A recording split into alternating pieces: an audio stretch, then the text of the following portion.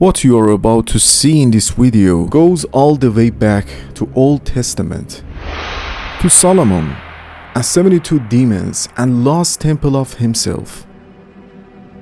It also connected to two extremely mysterious objects. The first is the Ark of the Covenant, an artifact believed to possess supernatural power.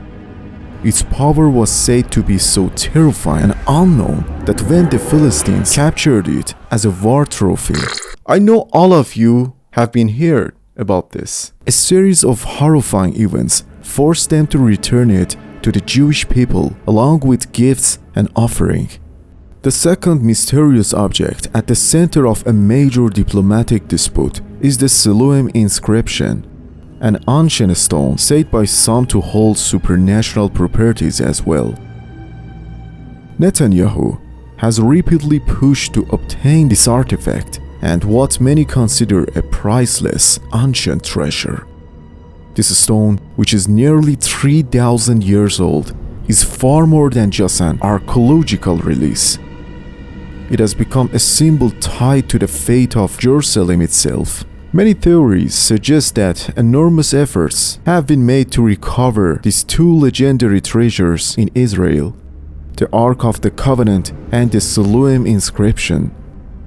In front of the entire world, Israel Prime Minister Netanyahu directly addressed Recep Tayyip Erdogan and once again made it clear that he wanted the mysterious ancient inscription that has been kept in Turkey for years. The inscription, dating is back to 3,000 years ago, is connected to the mysterious tunnels beneath Jerusalem. But according to some researchers, Israel's interest in this artifact goes far beyond historical curiosity. They believe something much deeper and darker. Everything began with a single event and a very special gift presented to Erdogan. Once you hear the connection between this gift, Omar, the Muslim Caliph, and modern-day Israel, a lot of things will suddenly start to make sense. But at the same time, some historical truths may become even more mysterious and harder to understand.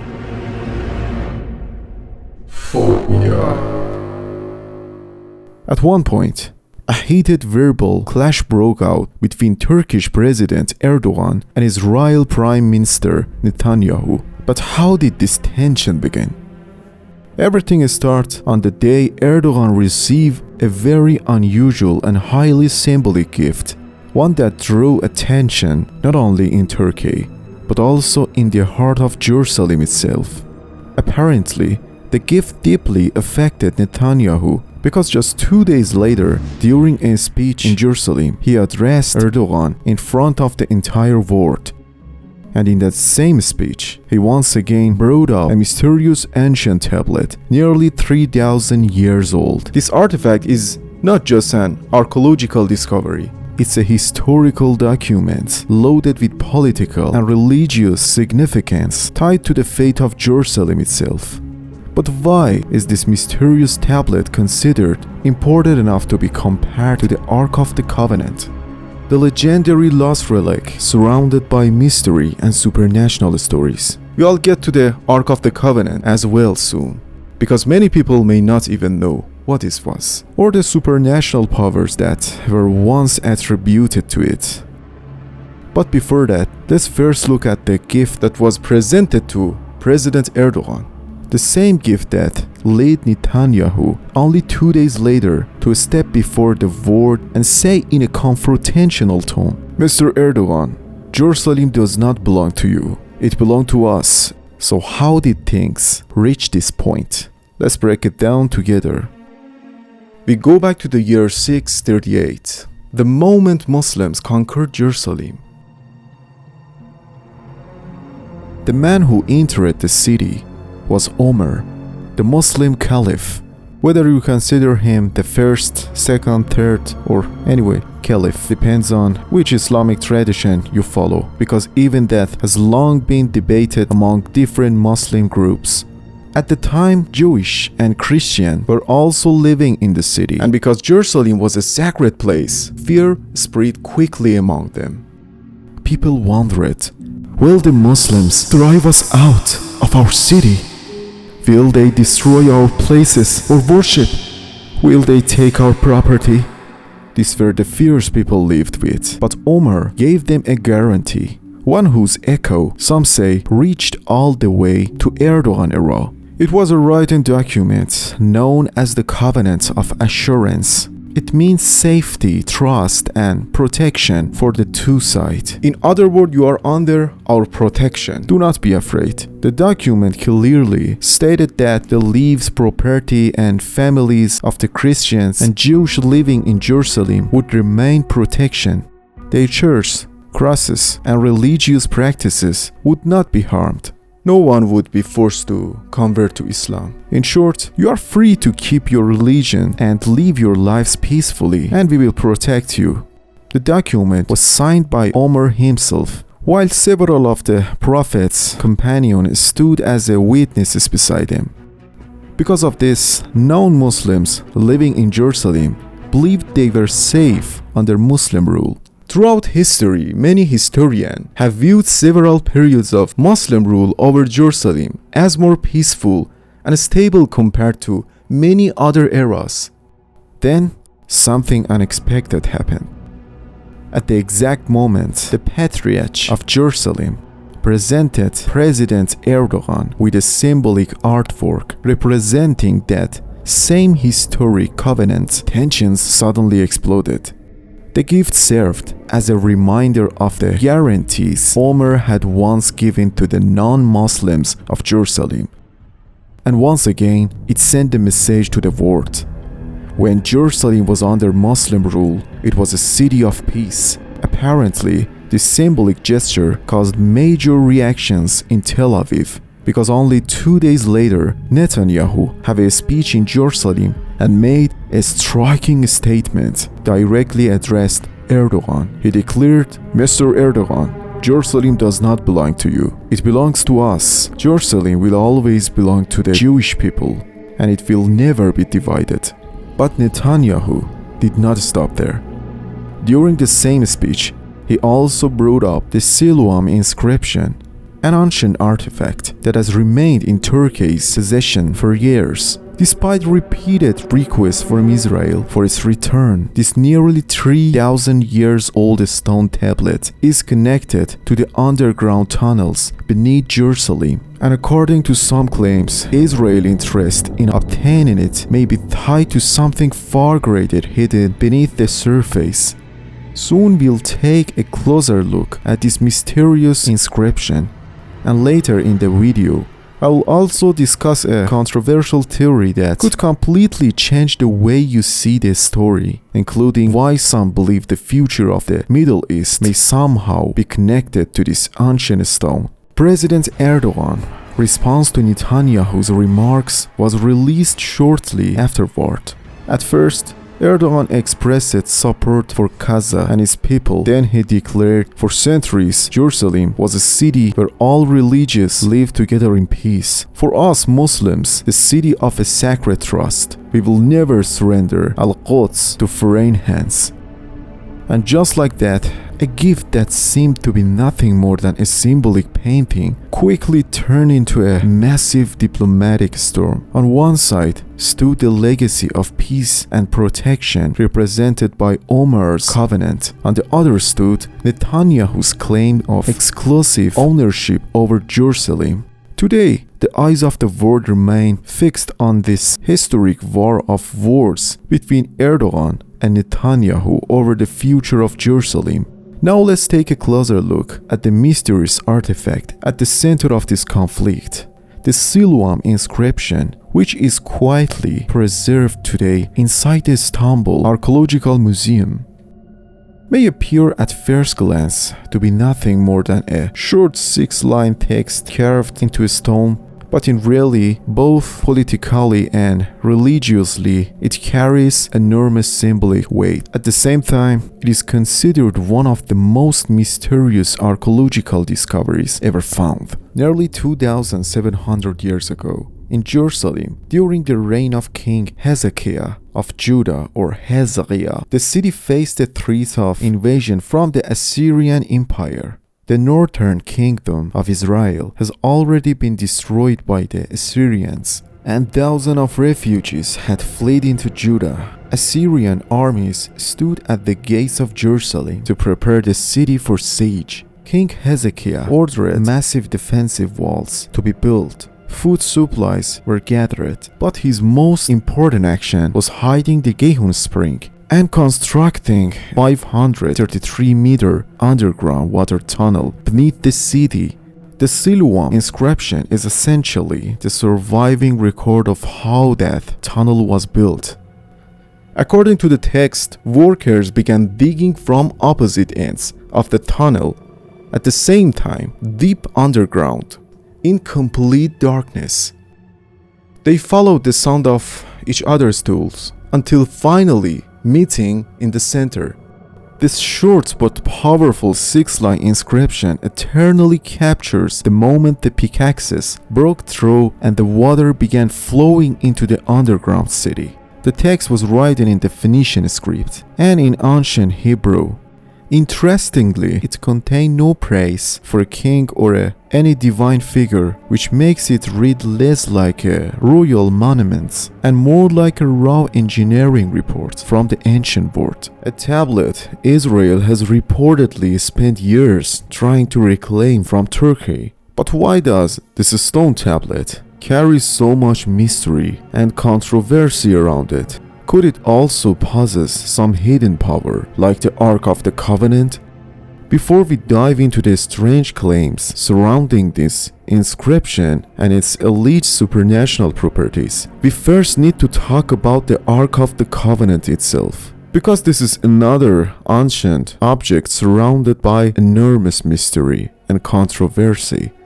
There are stories claiming the Ark possessed such incredible power that some researchers and fringe theories have even compared it to an ancient nuclear reactor or a highly advanced capacitor far beyond its time.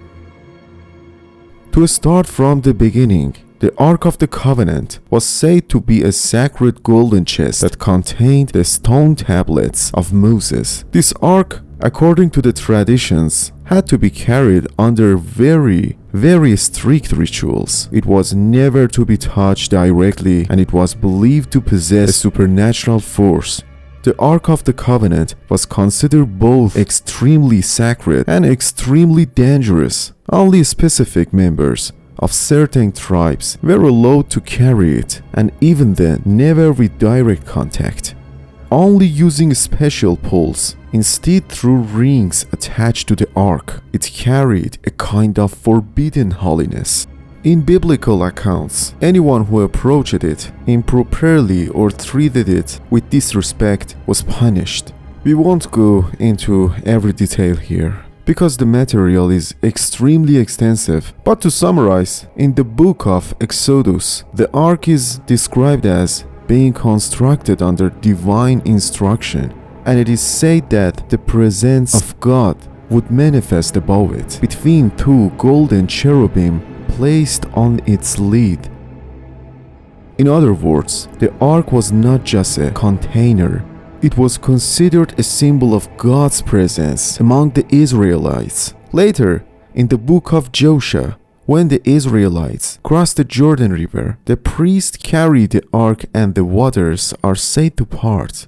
In the story of the fall of Jericho as well, the ark is present during the rituals and battles, and the city walls collapse. These events turned the ark into a symbol of divine power and victory.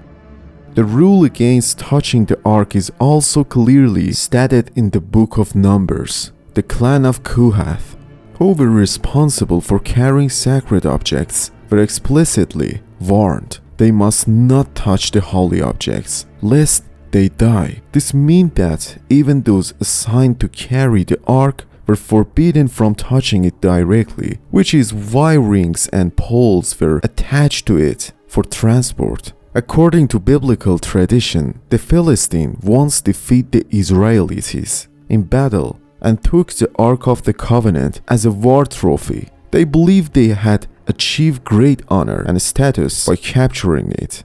relying on the support of their own ancient deity, Dagon, to secure victory. The name Dagon appears frequently in the Old Testament and is generally described as a god of fertility, grain, and in some traditions, the sea. His temples were located in major Philistine sites such as Ashdod and Gaza. When the Philistines took the ark, they thought they were now in possession of something that would elevate their power and prestige, knowing how sacred it was to the Israelites. But they did not fully understand what it actually was. According to the narrative, while transporting it, the oxen stumbled and the ark nearly fell. A man named Uzzah reached out to steady it, but he immediately died, as if a powerful electric current had passed through his body. In Hebrew texts, it is said that the anger of God fell upon him because he touched the ark. They brought the ark into their own territory and kept it as a war trophy. Dagon watched as his worshippers celebrated their victory. The Philistines believed they had defeated Yahweh himself. They had stolen the Ark of the Covenant and paraded it through their street in triumph. Eventually, they placed it inside the temple of Dagon and treating it like a conquered relic. But the very next morning, when they entered the temple, Dagon had fallen. According to the accounts, their god Dagon had collapsed face down before the God of Israel, and this was only the beginning. Tumors and disease began to spread through Ashdod. Cancer reportedly broke out in Gath. Death flowed through Ekron. A sense of divine wrath was said to have taken hold. Dagon had bowed before the Ark of the Covenant, and now all the Philistia was said to fear its power. In the end, the ark was returned to Israel, along with offering and gifts. These are some of the more extraordinary accounts surrounding the Ark of the Covenant, and many believe that extensive excavation and search have been conducted in an attempt to find it. A mysterious object said to possess power similar to those attributed to the stone inscription we discussed earlier. But let's return to our original topic, the Siloam Inscription. The seemingly simple stone carving has become one of the oldest written records related to the Jewish presence in Jerusalem. Its close correspondence with the narrative found in the Book of the Kings in the Torah regarding Hezekiah's tunnel has made it, for many Jews, a kind of confirmation of their sacred texts. In 1880, children playing in Jerusalem discovered the inscription engraved on the wall of the tunnel. While the city was still under Ottoman rule, in 1882, the inscription was removed from the original location and sent to Istanbul. During its extraction, the stone broke, but the fragments were later reassembled and preserved. It was first kept in the Tilted Kiosk pavilion and later, through the effort of Osman Hamdi Bey, placed on display in the Istanbul Archaeological Museum. At that time, Jerusalem was part of the Ottoman Empire, meaning the inscription was taken from Ottoman territory and moved to the imperial capital.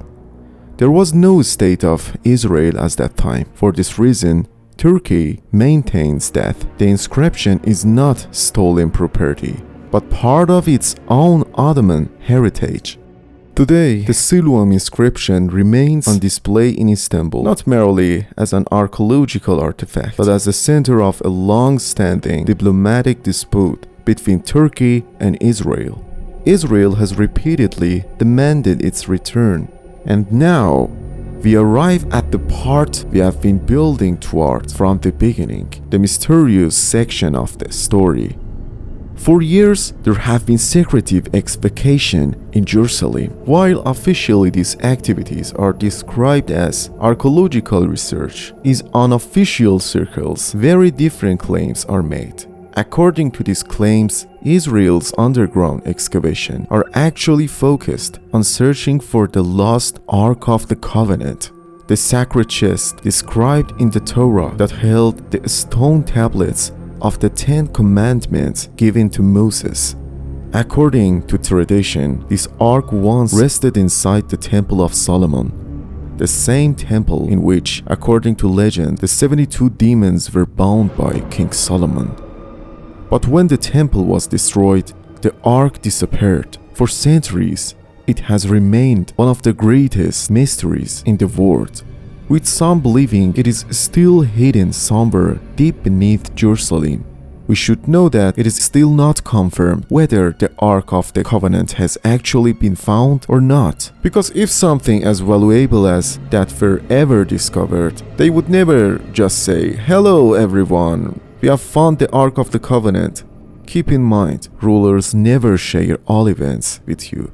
And that is the very essence of politics. But what does all this have to do with the Siloam Inscription? Because this inscription is linked to one of Jerusalem's underground tunnels, some researchers believe it is not just an engineering record, but could also serve as confirmation of hidden underground passageways beneath the city. And even more controversial claims exist beyond this. Some researchers, referring to examinations that are said to have also been conducted on this stone during the reign of Sultan Abdul Hamid, present some intriguing conclusions. According to them, Israel's possession of this stone may be of critical importance. This is because, based on certain beliefs, when the reconstruction of the Temple of Solomon is complete, this inscription is supposed to be installed at the entrance gate. And if this stone is not placed at the entrance, the temple would not be considered complete or valid. A temple filled with secrets. If this claim is true, then you are essentially looking at one of the most important objects that the future of the Middle East might be tied to. Just imagine a country gaining access to such extraordinary and supposedly supernatural powers. Although, in reality, we do not know. Perhaps some governments are already using such powers, even today. Thanks for watching, guys.